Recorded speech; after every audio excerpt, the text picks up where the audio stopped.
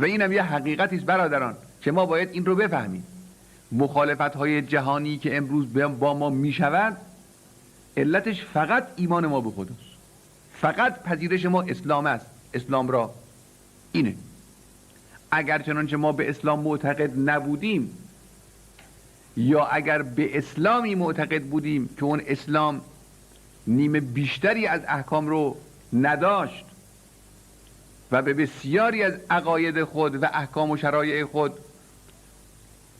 آراسته نبود، مثل اسلام بسیاری از کسانی که امروز نوکرهای آمریکا هستند در این منطقه و در هر جای دیگه، اسلام بی جهاد، اسلام بی امر به معروف و نهی از منکر، اسلام بی لن یجعل الله للکافرین علی المؤمنین سبیلا، قرآن بدون آیات فراوان حرکت انبیا.